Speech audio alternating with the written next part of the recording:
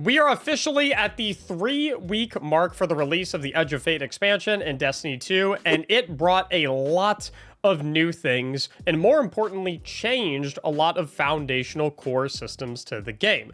Now, whilst a lot of these things are good and fresh and nice and unique, unfortunately, there are a lot of bad aspects about a lot of the new systems that came in the Edge of Fate.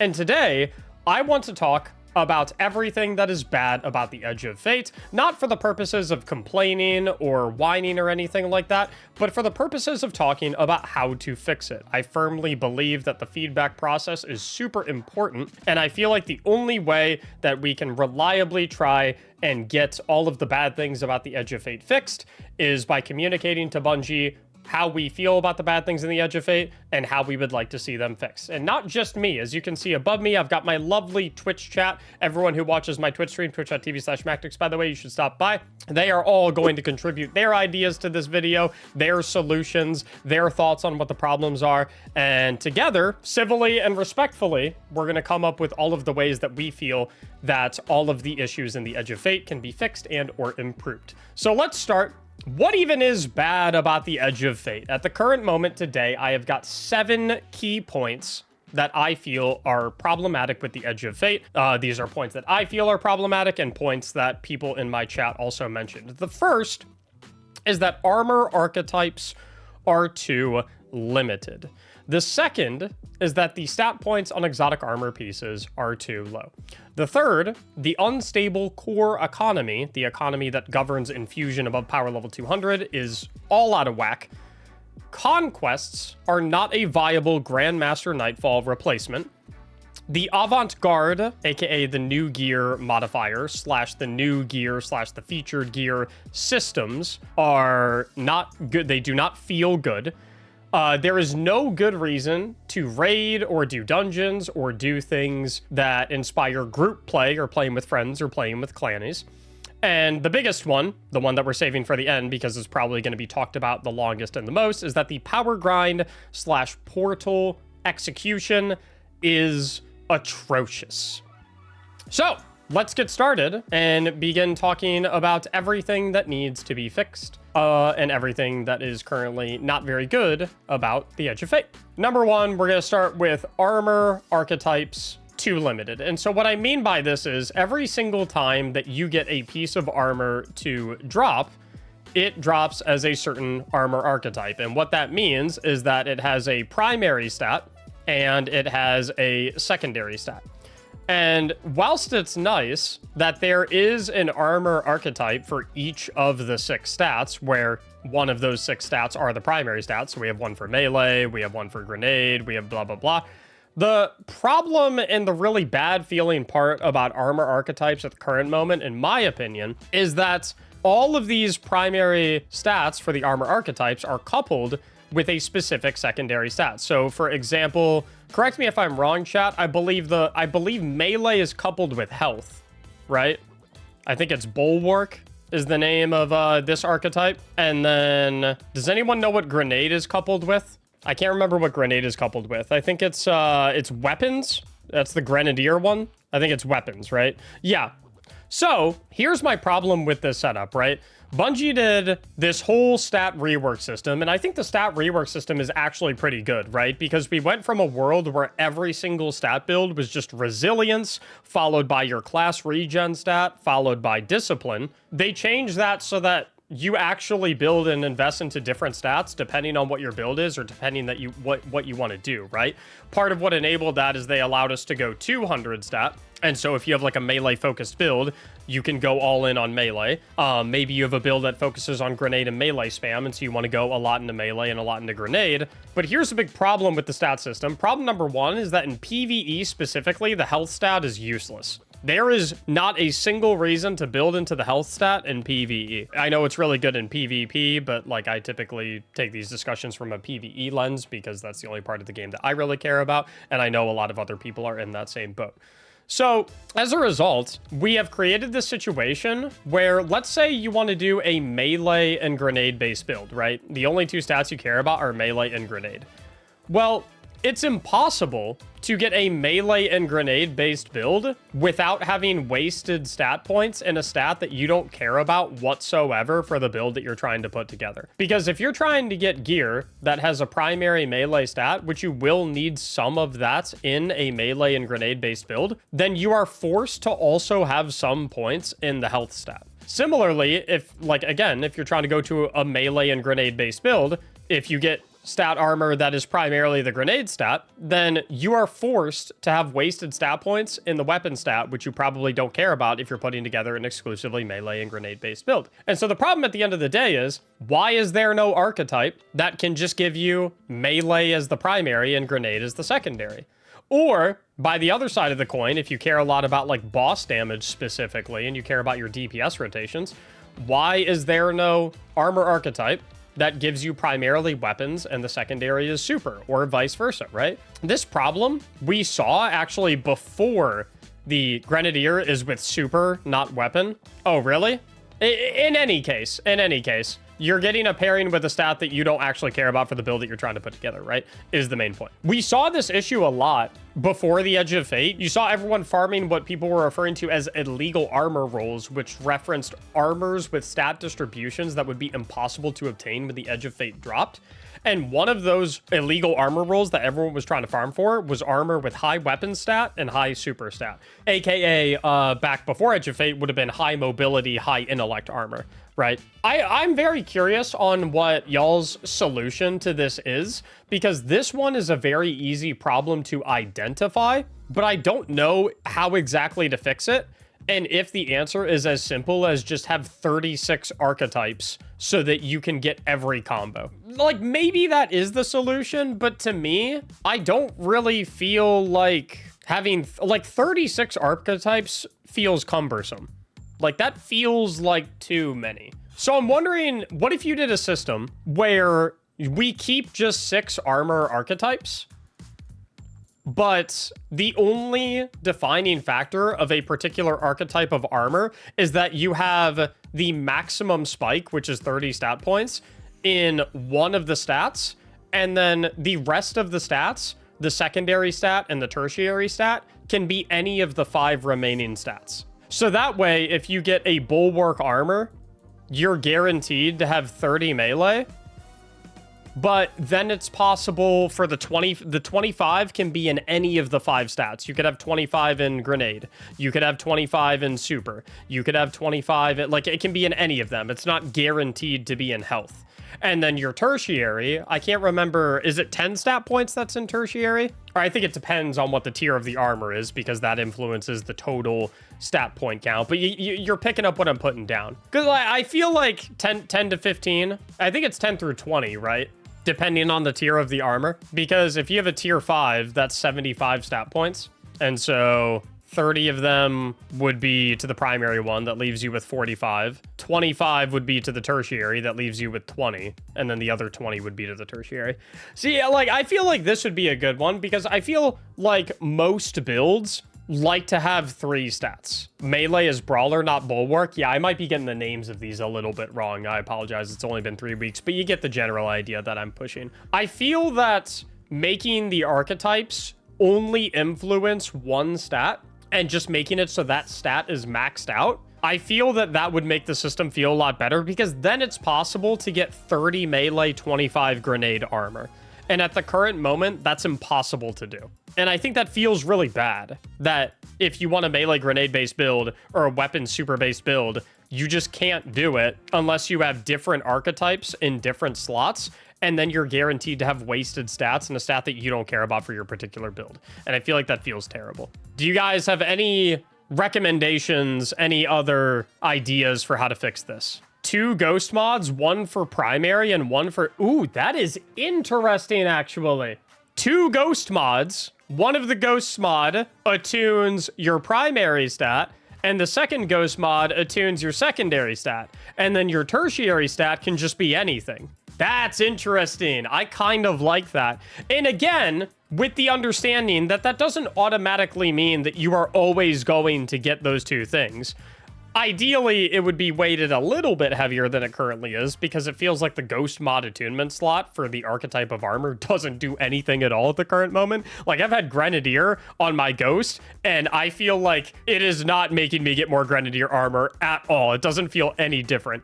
So I think in conjunction with making the attunements a little more weighted, I like that a lot. That's a really interesting idea. So basically, what we do is we make it so that archetypes only focus on main stat. And then, of course, you can do a ghost slot mod to attune which archetype you want. And then you also have a ghost mod that heavily influences your secondary stat. And it doesn't mean you're guaranteed to get the secondary stat that you're trying to mod into, but it at least gives you a little bit more agency so that you have the possibility of getting roles that you actually want that are perfect for the build that you're trying to create. Because my issue is that at the current moment, if you're trying to create a particular build with current stat distributions, certain stat distributions are just impossible to create unless you want a ton of wasted stats, and I don't like that. I really like the ghost mod idea. That's a brilliant idea. Good stuff. Alrighty. I'm feeling good. That's what I'm talking about. See, here's my thing. I have no issue with highlighting issues in the game and problems in the game. My issue is when we highlight them just for the sake of complaining about them. But when we talk about issues through this manner and through this lens, and we talk about them through a lens of, hey, this is a problem, it feels bad, how do we fix it? I love these conversations because we came up, and it wasn't even me who came up with this, you guys came up with an incredible idea of how to fix it. I think that's awesome. Let's keep it going. I feel like this one's pretty easy, though. Issue number 2, the stat points on exotic armor is too low. There is no good reason, in my opinion, that exotic armor should have a maximum of 63 stat points, I think is what it's at. It's like tier 2 stat points, which I think is, correct me if I'm wrong, 58 to 63. No reason exotic armor should have the maximum amount of total possible stat point. I think all exotic armor should drop in the tier 4 range, which means that you can get, I don't think I'm on board with the idea that all exotic armor should automatically be max stat points, aka tier 5. I think every single exotic piece of armor should be tier 4 stat points, meaning that it can drop with 75 stat points, aka the maximum amount of possible base stat points, but it can also be 71, 72, 73. I don't think exotic armor necessarily needs to be moved up into the tier 5 territory where it's automatically 75 base stat points every single time. However, I think the fact that the max you can... Is it true? I remember Bungie said that they were aiming for like tier 2 on exotic armor. Even if it is tier 3, that means the max you could get is like 68, I think. There's no reason, in my opinion, because then that creates a world where you have to pick between having an exotic armor piece and having that exotic trait versus picking a legendary piece of armor that could give you more stat points and be better for your build. And that feels so weird. Exotic, even though it's not really rare these days, it is the highest tier of armor. It is the pinnacle. It's exotic. You can only fill one of your 5 armor slots with exotic armor. It's okay if someone at 5 power level is having one of their 5 armor slots filled in with a 75 stat point exotic piece of armor. I feel like that's totally okay. Tier 4 can't have 75 though. That's not true. Tier 4 can absolutely have 75. Hold on a second. It can totally have 75. In fact, I'll show you weird stuff going to be worth the time and effort. Where are we? There we go. Bang. So here we go. Here's armor tier stat distributions. At tier 1, you can have 52 to 57. At tier 2, which I believe is where exotics currently are, you can have 58 to 63. And I'm saying we take exotics out of this tier 2 spot and we put them in the tier 4 spot, where they're not necessarily guaranteed to have 75 stat points like tier 5s, but you can have anywhere from 70 to 75. Because I'd be fine if my exotic armor piece had 70 stat points, 71 stat points. But when I get a 75 stat point exotic armor drop, I'm like, ooh, that looks nice. That looks real nice. But right now, I hate the setup. I think it's absurd that they have tier 2 stat totals. That makes no sense. So I'm going to say, if anyone has any disagreements or any alternative solutions, I'm just going to say make exotic armor stats tier 4. aka they have 70 to 75 stat points. They should start at tier 4, and then the process of upgrading the exotic armor piece guarantees 75 stat point, and it unlocks the tuning slot, similar to how pre-Edge of Fate, you can invest an exotic cipher into an exotic armor piece to unlock the artifice slot on it. I feel like that's the same situation. And in my opinion, that makes exotic armor feel way better, and it allows you as a player to have a little bit of agency into deciding which exotic armor pieces you value most, and it provides an extra added grind, an extra thing to do in Destiny for people who want to upgrade multiple exotic armor pieces. Are we all down with that? Are we chill with that?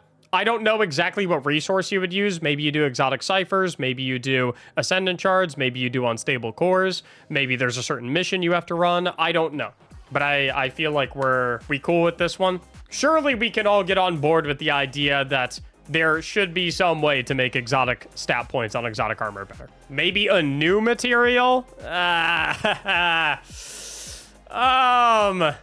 don't know if we need more new materials. What if we just used one of the 800 materials that we already have? I think we have enough materials. Let's just use one of our existing ones. Which takes us into our next point, speaking of materials. In my opinion, the unstable core economy is whack. I've seen screenshots of the amounts of unstable cores you need to infuse high power level gear, and it just looks atrocious. This is not me saying that I don't think that there should not be any cost to infusion. I think it is okay to have some sort of cost to infusion, and I think it's fine in an MMO-based game, in a loot-based game, where you require your players to actually think about what they're infusing and grind a little bit more if they want to infuse everything. But at the current moment, the numbers are just whack. They are too high. And the biggest issue for me with unstable cores at the current moment is alts. So if you get your hunter to power level 450, then your account-based power is 450 and all of your stuff will drop at 450.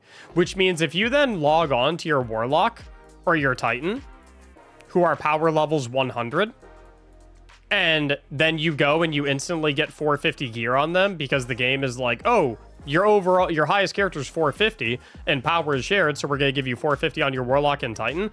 I don't know how many cores it's gonna make you invest to infuse your 450 warlock gear into the 100 power level warlock, but I don't see a good reason for requiring hundreds of thousands of cores just to get your characters caught up, right? Because you effectively have to do 5 pieces minimum to infuse their entire armor set. Almost 8k. It's 8k cores per piece, meaning that it's what, 40,000 cores per full armor set? Yeah, that's a bit much. I have been playing the game as if it's my full-time job, because it is my full-time job. And I think at the current moment, I think I have like 70,000 cores and I'm power level 399. Which means me, someone who has been playing the game basically nonstop for 3 weeks. Admittedly, I did go to GCX, so, you know, took a little break right there, obviously. But as someone who's been playing the game as much as I have been, the fact that I wouldn't even be able to max power one armor set on each of my alts, that seems a bit extreme. Now, if it's 20k cores to infuse everything, that's something I think I can get behind. I think I can be okay with that. Because again, I'm not saying that there shouldn't be a cost to infusion. I think in a looter shooter grind-based game where you're getting tons of loot and dismantling tons of loot, I do think that there is value in having a cost to infusion. And I think the unstable cores is also an attempt to fix the problem of mindlessly deleting every single piece of gear that you get once you're max power and feeling like you're not getting anything out of it, right? Because for the longest time, for years and years and years and years, once you hit max power, every single piece of legendary armor just became a nuisance. I don't know about you guys, but my postmaster filled up every hour. And it got to the point where I just stopped going to the postmaster because I got sick of playing the Destiny minigame of, oh, delete everything for the postmaster because I don't care about it. Go run some more activity. Oh, postmaster's full again. Delete everything. I'm not even looking at it because I don't care about it. And so I don't hate the idea of something like unstable cores existing, because then at the very least, I feel like I'm getting something when I grind for gear and I don't really care about the piece of gear that I got in and of itself, but it's like, ooh, at least I'm getting cores out of it so I can infuse more stuff. So I don't hate the idea of the existence of a system like this. I just hate how inflated it is. The numbers on it are too high. So this is a tough one because it's numerical, right? And I don't know what the correct number is for how to balance this properly. But I would say something along the lines of like cut it by, I'd say 30 to 50%. So, number 4, and this is one that I actually didn't identify myself because I haven't really done them too much, but a lot of individuals in my live chat brought to my attention, and I appreciate that. The new Conquests system in-game is not a viable replacement for Grandmaster Nightfalls. And so what I mean by that is previously in the game, anyone who's played Destiny in the past, 5 years knew about Grandmaster Nightfalls. And Grandmaster Nightfalls always kind of served to be that end-game, end-of-season farmable activity. It's like the reason you played at the end of a season, because you could farm Grandmaster Nightfalls. They were challenging, so they were actually engaging. They required a team, so it encouraged you playing with your clannies or finding friends on LFG, making friends on LFG, or grabbing friends that you already had made. They gave actually good loot from a resource perspective. They gave Ascendant Charge, which everyone always loves. They give exotic armor, and they give a specific featured weapon, and if you do Grandmaster, you get an adept version of that weapon. So they were very rewarding. They were very farmable, and they were actually engaging. Say what you will for like how fun they actually were. In my personal opinion, they were fun. I had a good time with Grandmaster. Well, depending on the Nightfall. I'm not going to sit here and say that Cosmodrome Psyop Battleground was a good time, because that is boring. But certain Grandmaster Nightfalls, in my opinion, like I always thought Corrupted Grandmaster was like pretty fun. And so Grandmasters kind of got sunset, and Bungie sort of replaced them with these things called Conquests, which are these specific activities that have a specific set of modifiers on them and are meant to be particularly challenging. And in fairness, credit to them, are meant to be extremely rewarding, but you can only do them once per season, which sucks. That sucks. Why can you only do them once per season? Part of the reason Grandmaster Nightfalls were so fun is because you could rip 10 of them in a day. You actually had something to do. Not only is Conquest only being able to be done once per season terrible from a perspective of you don't get to play it anymore, but imagine a situation where like your clannies want to do a conquest or your friends want to do a conquest. Let's say you have 4 friends and all 4 of them want to do a conquest with you. You have to pick 2 of them to do the conquest with. And then you're not allowed to do it with the other 2 because you've already beat it once. You're locked out. It doesn't make any sense at all. And I think what Bungie was going for was, I think they're trying to replicate something like MR rank up tests in Warframe. And they tried to do that by having these like specific curated design challenges that people have to do once per season. And by beating them, you get a lot of loot and it gives you credit towards requirements for Guardian rank ups. But my problem with what they're trying to do with this is it just sucks. Like, why have an activity that you can only do once? It just doesn't make any sense to me whatsoever. And so I think here's the thing. Bungie designed them in a way where they're extremely rewarding, like credit where it's due. If you beat the Grandmaster Conquests, I believe it is, I think you get like a ton of tier 4 loot. I'm not 100% sure because I haven't done them myself yet, but that's what I've been told. I think it's okay to lower the loot on them a little bit and make it so they're farmable. So maybe instead of getting like 3 tier 4 drops or 4 tier 4 drops, let's do, if you do a conquest, if you do a Grandmaster Conquest, you get 1 tier 4 drop and you have a small chance at getting a tier 5 drop. Ooh, tier 5. This is Grandmaster specifically, remember, right? But you're allowed to farm them as many times as you want. If you want to pull an all-nighter, no, I don't think 1 per week. I don't think 1 drop. I don't think 3 times per week. I don't think 5 times per week. Let the people grind. If they want to grind, let them grind, okay? Now, I understand you can't have 4 pieces of loot dropping per run, 5 pieces of loot dropping per run. You can't have guaranteed tier 5s left, right, and center if we're going to make them farmable, if you can rip them over and over and over and over again. You can't even complete them on different characters. Oh my god, it's account-based. It's not even character-based. That presents an entire new issue. If you are looking at a conquest and you want the tier 5 gear from the conquest, not only do you have to pick which friends you're going to do the conquest with, but you have to pick whether or not you want the conquest rewards on your hunter, on your titan, or on your warlock. You can't even... Oh, God. To me, in my opinion, and please, if you guys have any alternative ideas. Again, I'm banking on you guys to help me out with these solutions. In my opinion, it's a simple fix. For Grandmaster Conquest specifically, and then you can scale the tier of the loot down based on the difficulty. So as an example, Master Conquest would be guaranteed tier 3 loot, but a chance at tier 4. Grandmaster Conquests are guaranteed tier 4 loot, but a chance at tier 5. And then do Ultimate Conquests. Make them knock your balls off, okay? If I walk into an Ultimate Conquest, I want one of the dregs to look at me, and then my game crashes, okay? That's how hard I want this to be. But make it guarantee tier 5 loot for Ultimate, and then in Grandmaster, guarantee tier 4 loot, but a chance at tier 5. A small chance at tier 5. And then for Ultimate, make it guaranteed tier 5, but a chance at getting 2 drops per run. A small chance of getting a second drop. So you're guaranteed an on tier, or like a slightly higher tier drop, with a small chance of an even higher tier drop as well. And then at the highest tier, you have a small chance of 2 drops, right? And just make them farmable.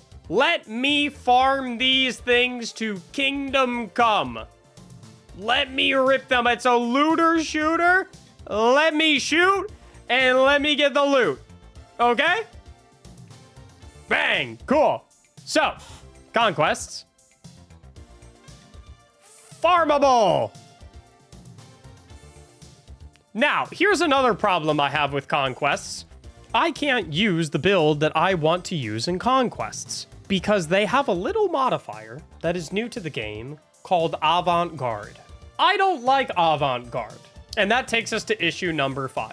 And that is the Avant-Garde modifier, aka the new gear systems, aka the featured gear systems, and all that good stuff. Avant-Garde is a modifier where if it is on an activity, you can also select it and put it on an activity by choice. I don't know why you would ever do that. But it's a modifier that only allows you to use new gear, or in the case of exotics, exotic weapons and exotic armor, gear that is on the featured list of exotics. Which, by the way, exotic class items are not on the list of featured exotics. That's crazy to me. You basically handicap Prismatic in all Avant-Garde content. That is nuts. And so I don't like the Avant-Garde modifier. And frankly, I don't even really like the featured exotic list either, where a featured exotic weapon does 10% bonus damage, and a featured exotic armor piece gives you 3% bonus damage resistance.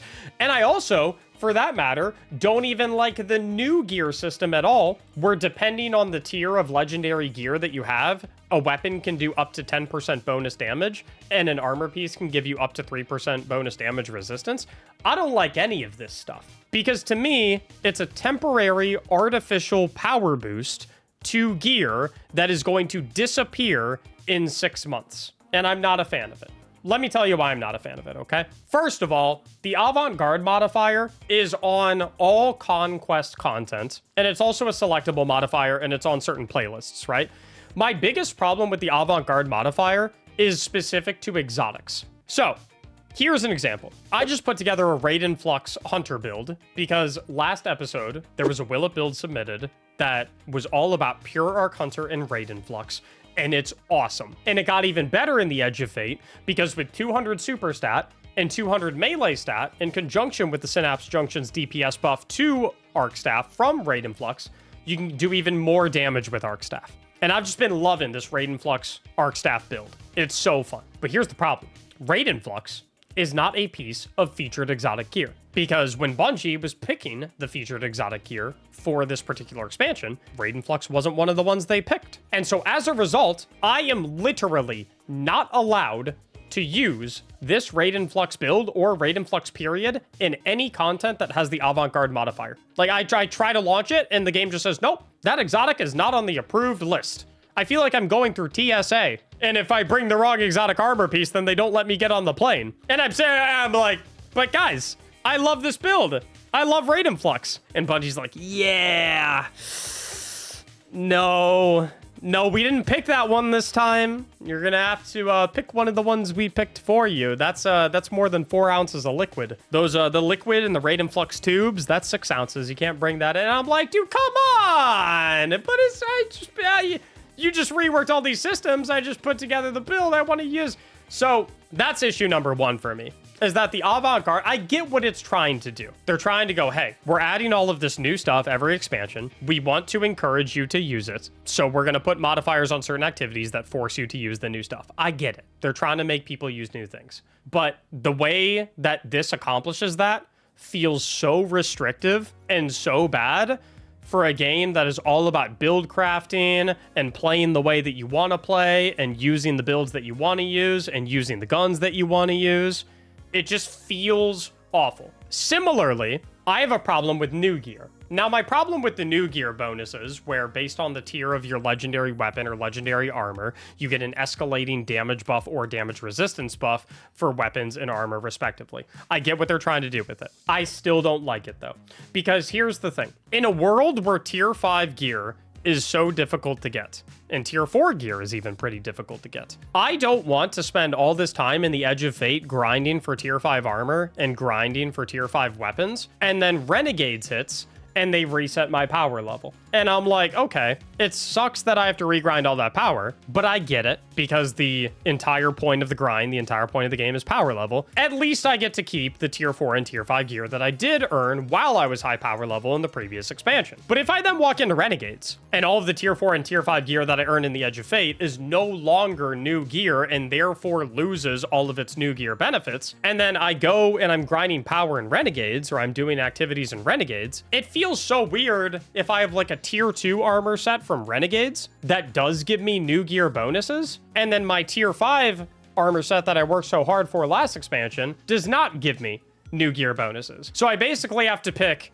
bad stat roll or low stat armor set that gives me bonuses, or good stat roll armor set that does not give me new gear bonuses. And the biggest issue I have with this also is the reward score multiplier in the portal for using new gear.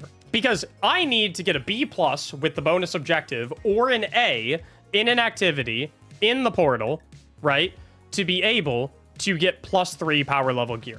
I have to do that. And it feels like the weirdest thing in the entire world that the game encourages me to use the new tier 2 armor set to give me more points to getting towards A or B. And I get less points if I use my tier 5 old armor set that I grinded so long for.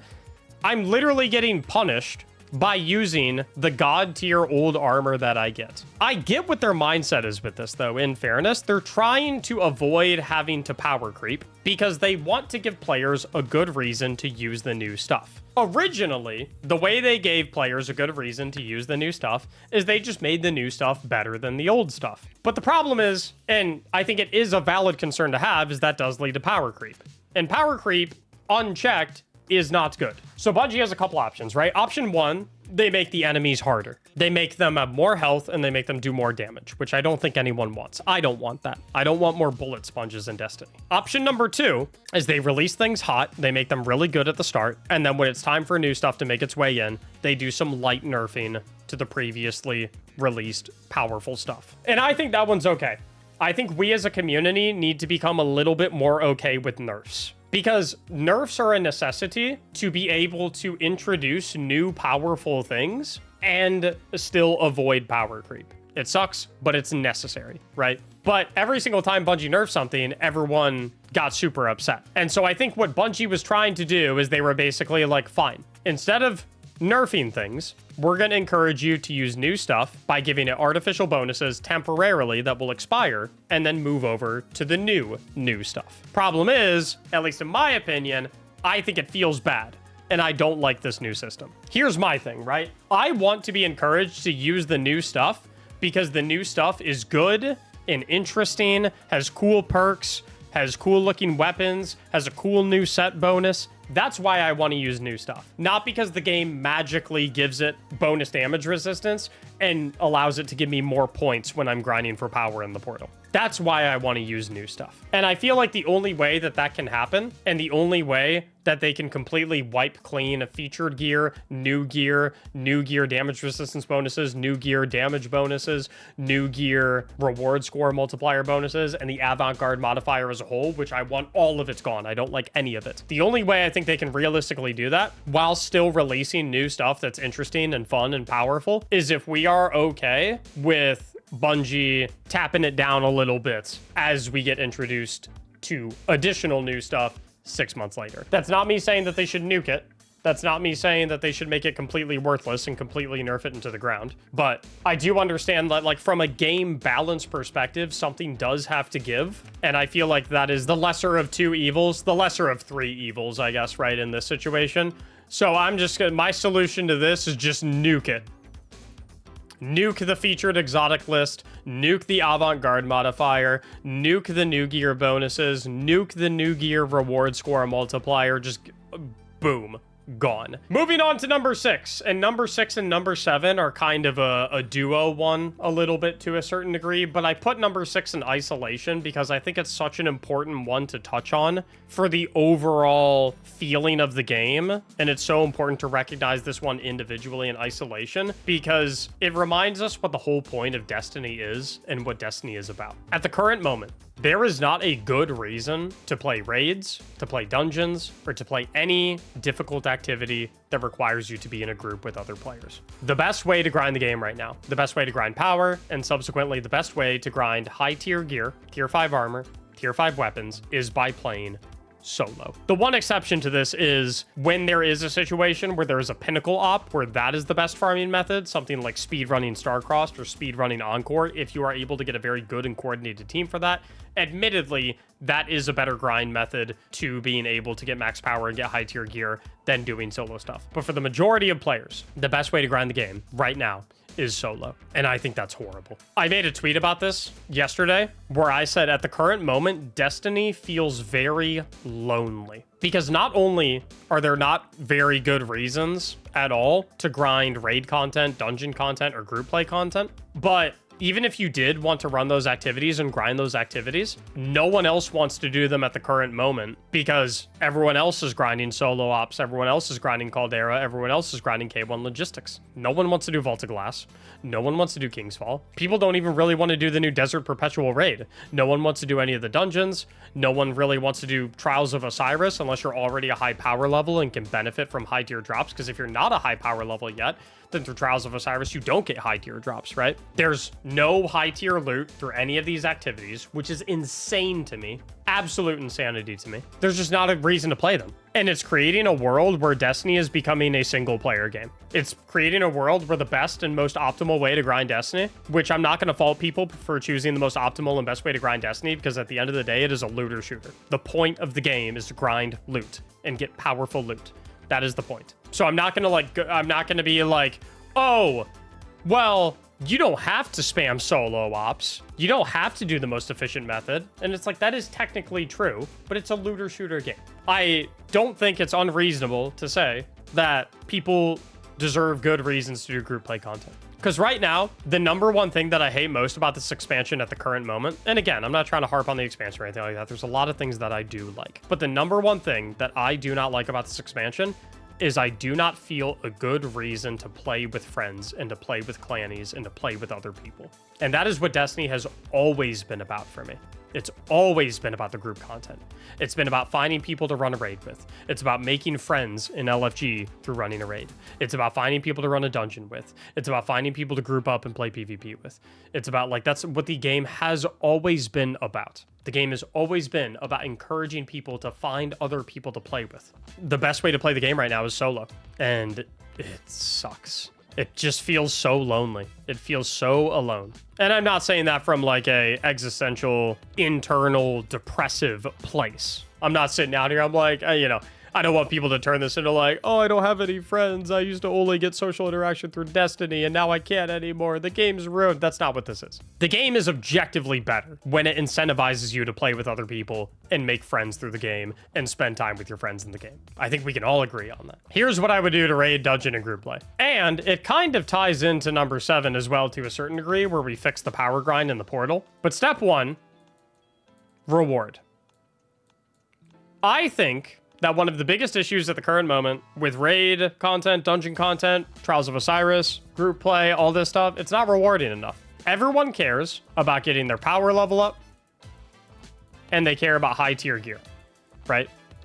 Plain and simple, if you run challenging endgame group content like raids and dungeons, you should get like +5 to +10 drops from a power level perspective. You should also have a chance to get higher tier loot than you otherwise normally would be able to from any other activity. So like, let's say I'm power level 300 and I always get tier 3 loot from everything that I do, with a small chance to get tier 4 loot from something that I do. If I run a raid or a dungeon, I should consistently get tier 4 loot with a small chance of getting tier 5 loot, even if I'm at power level 300. Not only does that create a very good situation where you actually have a proper reward for raids and dungeons so that people are able to play them, but it also helps significantly with a lot of the woes that people are currently feeling towards the time requirement for the power grind, where players who are able to complete these challenging group activities are able to optionally circumvent the time requirement of the power grind because they can still get high tier stuff even at a low power through extremely challenging activities.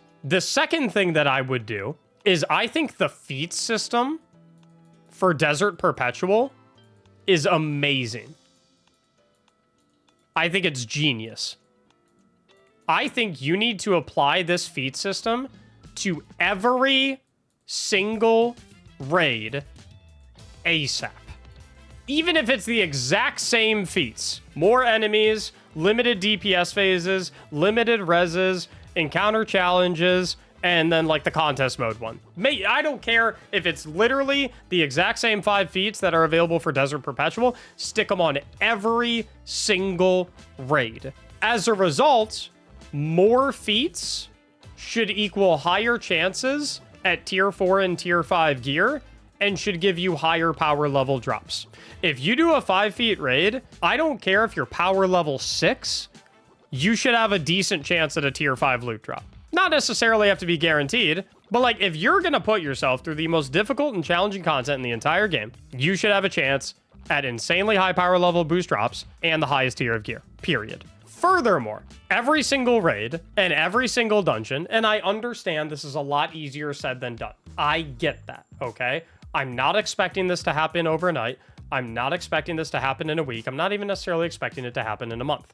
But the work on this, in my personal opinion, needs to start now, where every single raid needs to be adopted into the tiering system so that you can get tier 1 through 5 loot from every single raid in the entire game. And every single raid armor set needs an armor set bonus. ASAP.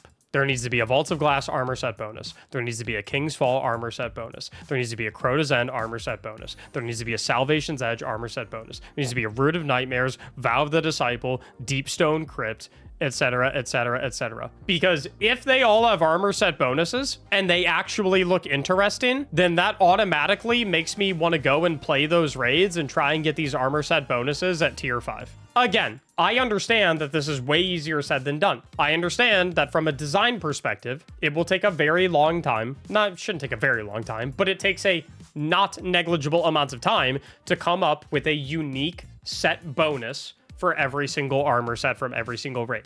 I get that.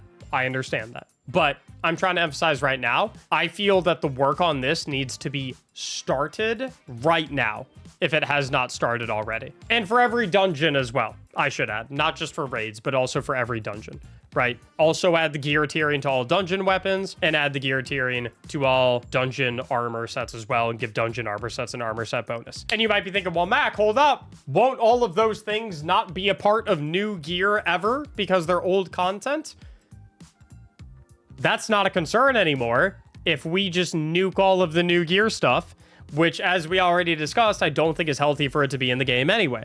So I think that is a huge one. Raids need to become relevant again. They need to give very good rewards. They need to have the possibility of granting the highest tier gear. Doesn't have to be a guarantee, just a chance. The more feats you put on a raid, higher likely you should be to get high tier gear. And I don't think it should matter what your power level is. And I think that will work wonders for bringing multiplayer back to Destiny. Because right now, like I said, Destiny feels like a single player game and it just feels horrible. So, high reward. And we'll tiering.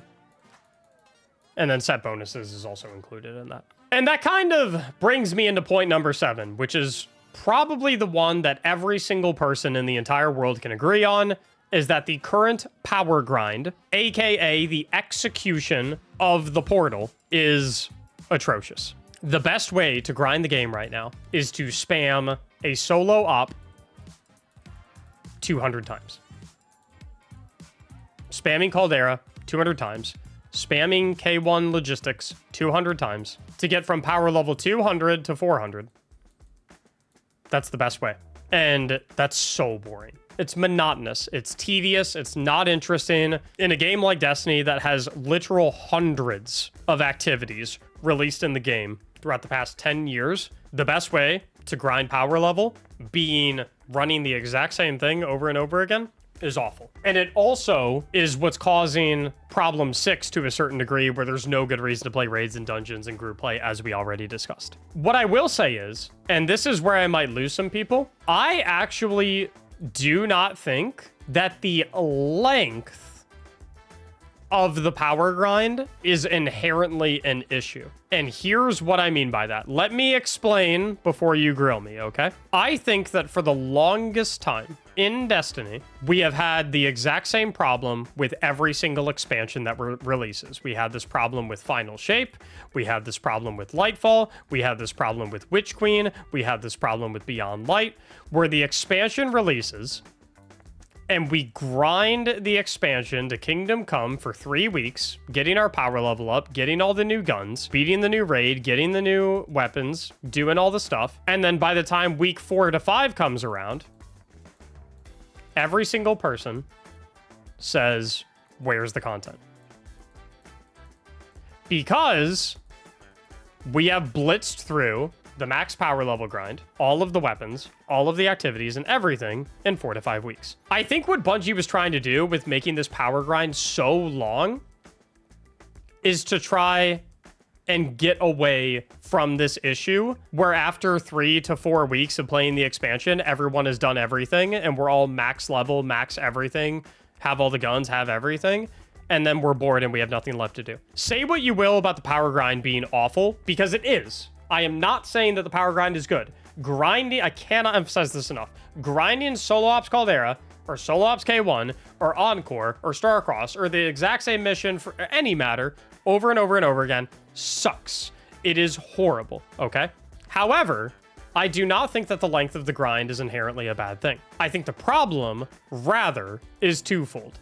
One, we are trying to treat the grind like it is supposed to be done in 3 weeks, when it's supposed to be done in 3 months. Realistically, mathematically speaking, if you are at about power level like 225 to 250 right now, you are on pace to be max power with a month left in the expansion. So you have a full month to be max power and get as much tier 5 gear as you want. So I think to a certain degree, we need to tweak our mindset a little bit and realize that we are now in an era of Destiny where getting everything is supposed to happen over the course of months now instead of over the course of weeks, okay? The second thing is that for this to work, doing the same activity over and over and over and over again is an unacceptable way for the power grind to work. Now, don't get me wrong. The quote is true that gamers will always optimize the fun out of everything. A lot of gamers will choose peak efficiency and optimization over fun. That's a truth of gaming, okay? However, I think Bungie could make the game and the grind way better if they made diversity of activities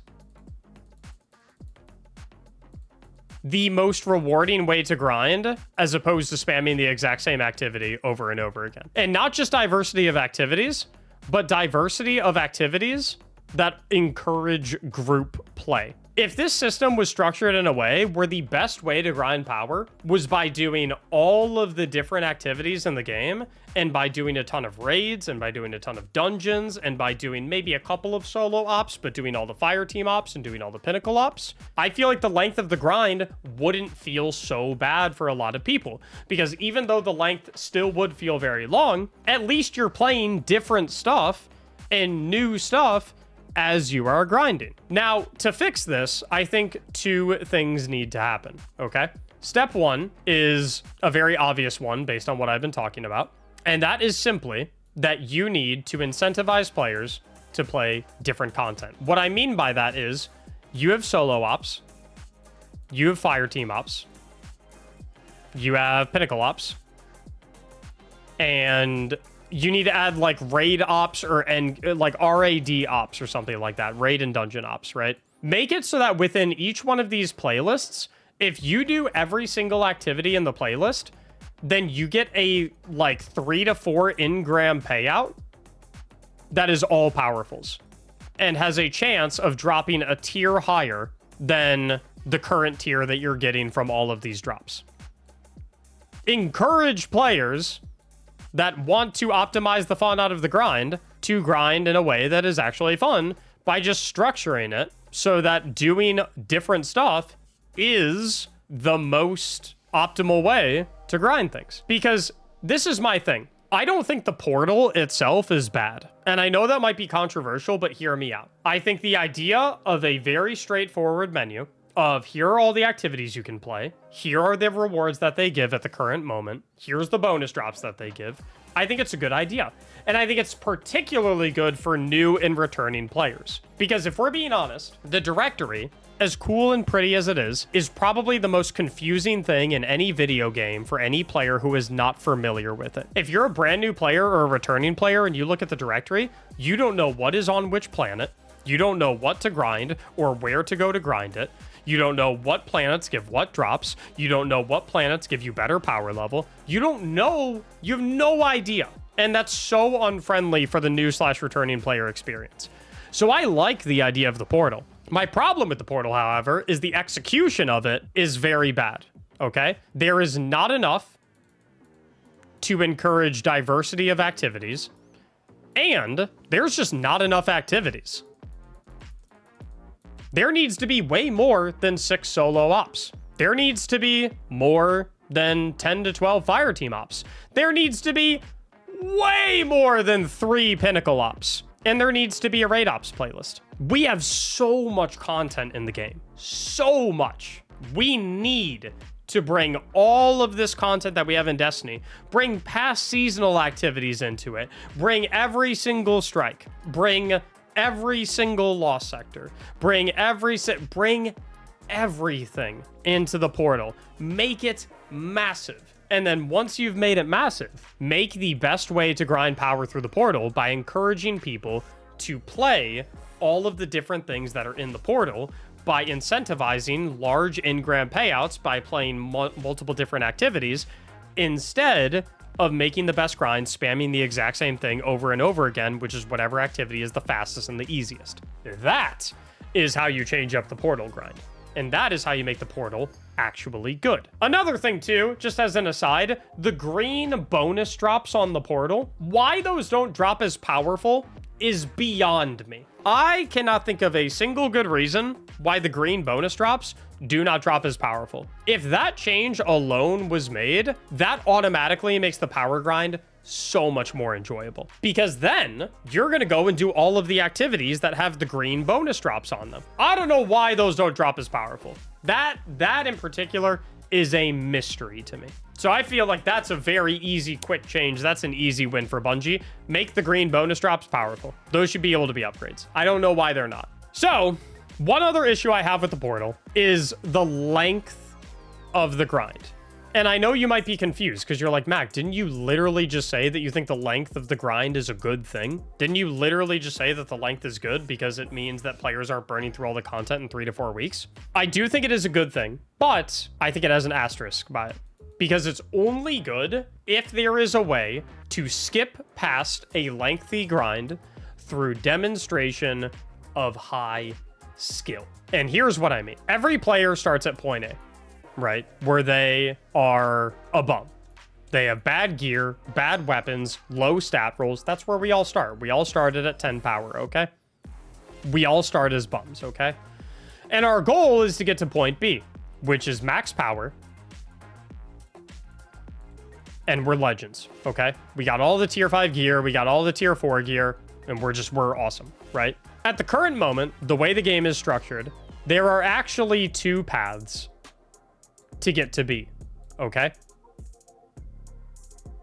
Path 1 is the one that everyone is familiar with. Lengthy grind. The way that you can get from point A to point B is by spending hundreds of hours grinding. It doesn't matter how good you are, or rather how bad you are.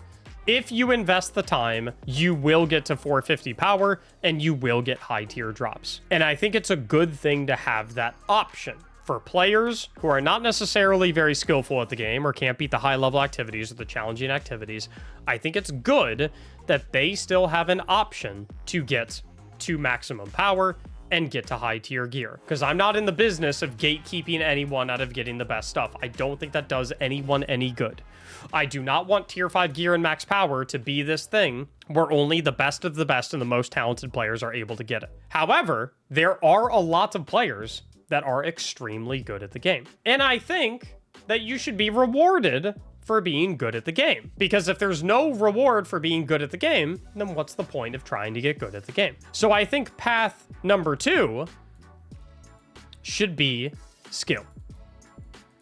And this, again, is how we kind of reintroduce and fix problem number 6, where there's no reason to raid, do dungeons, or do challenging group activity. If you make it so that a player who is very low power level can still get high tier gear by being extremely good at the game and doing extremely challenging activities. I'm talking raids with a lot of feats on them. I'm talking going flawless in the Trials of Osiris. I'm talking soloing dungeons. Players should have that option because there are tons of players out there that are very, very good at the game, but do not have enough time to do the grind. And I do not think that being max power or having high tier gear should be exclusive to people who have a lot of time.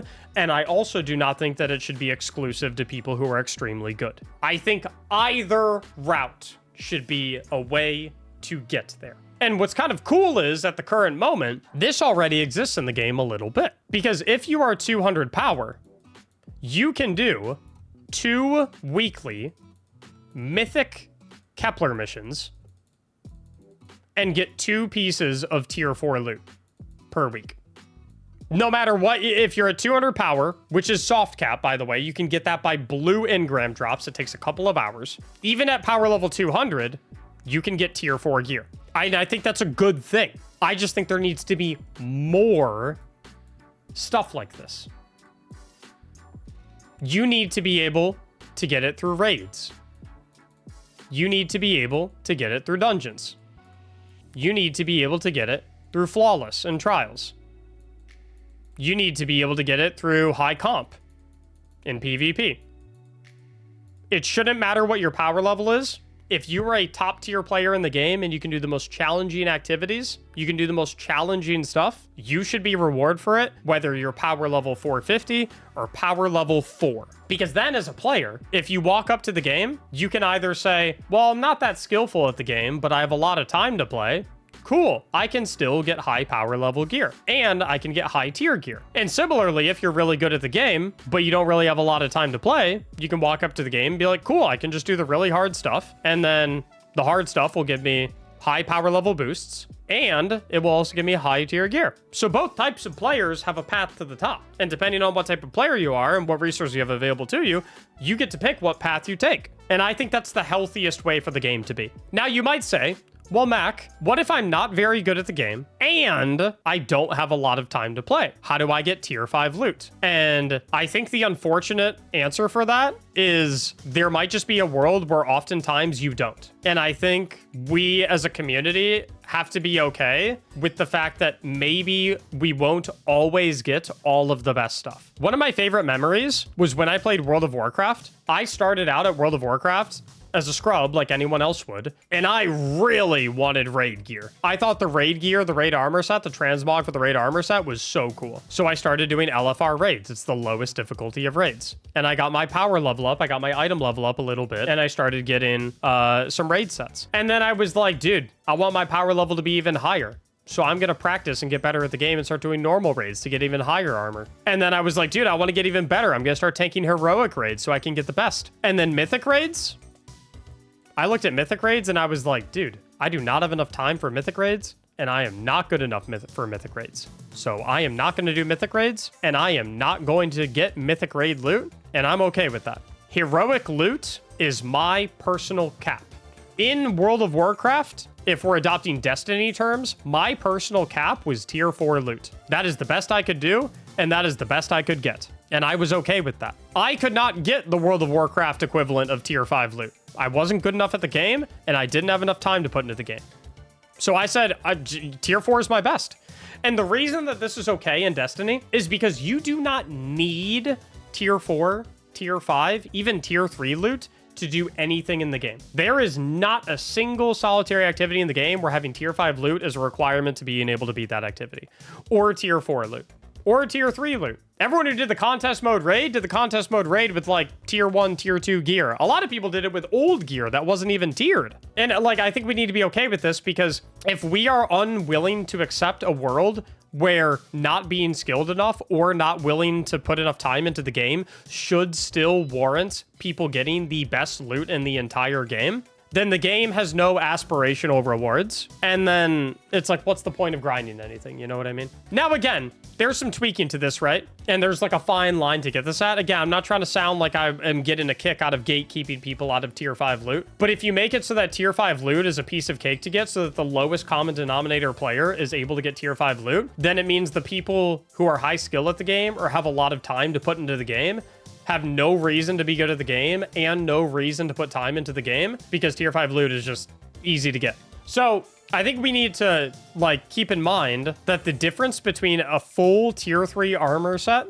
and a full tier 5 armor set is, I think tier 3, you can get up to 69 stat points per piece of armor. Tier 5, you're 75 stat points per piece of armor. So if you have 4 legendary pieces of tier 3 loot versus 4 legendary pieces of tier 5 loot, that is a 6 times 4, aka a 24 stat point difference, which is equivalent to approximately like a 7.5 melee damage bonus if you put that in the melee stat.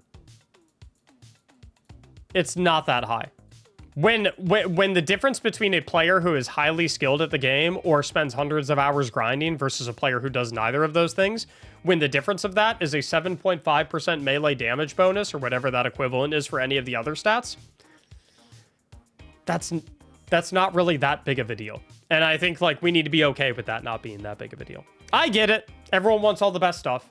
I understand. I want all the best stuff too. But I think there is value in the best stuff requiring some sort of time investment or some sort of skill investment. And if you're not okay with the best stuff requiring either of those things, then the game just kind of turns into like a game of handouts. And like that doesn't really sound like a fun gameplay loop either. Furthermore, this argument is predicated again on the removal of the new gear stuff. Because then the difference between tier 5 and tier 3 gear becomes, I think if you have like a full set, I think it's somewhere along the lines of like 4 to 5% damage resistance. And I do not think that that should exist between the difference in the tiers. So again, this argument is predicated on the removal of this. But overall, I do not think that the portal inherently in and of itself is a bad system. I just think the execution of it is extremely poor. I do not think the fact that the power grind is lengthy and actually meaningful now in the sense that it rewards you with high tier drops is a bad thing. I just think the implementation of what the most effective way to do the power grind is bad. For path number 1, make it so that the best way to grind is by doing group content and by doing a whole bunch of different content.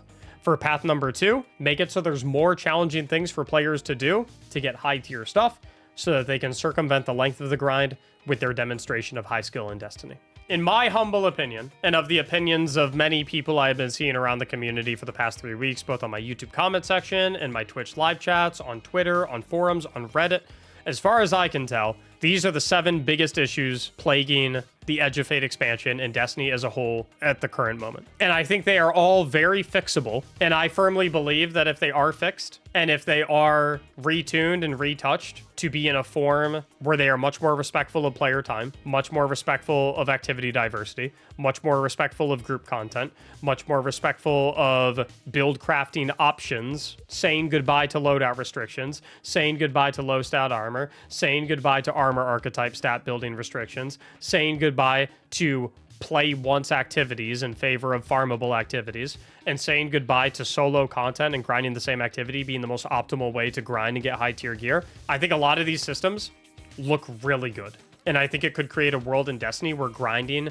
feels fair, it feels reasonable, it's fun, and it's extremely rewarding. And a world where you get to grind the way that you want, using the builds that you want, using the armor that you want, using the weapons that you want, and playing the game the way that you want. And to me, personally, in my opinion, that sounds like a really beautiful Destiny to be playing.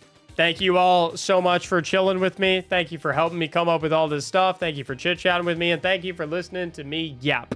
I hope you enjoyed this video. As always, if you're watching this on YouTube, I would very much appreciate it if you civilly and respectfully, like a grown-up, like a grown adult, left your opinions on all of these topics in the comments down below. And if you think that there's any glaring issues in the game right now that we missed talking about, let me know what you think that issue is and how you would personally solve it, again, in the comments down below. Thank you so much for watching, and as always, have a great day.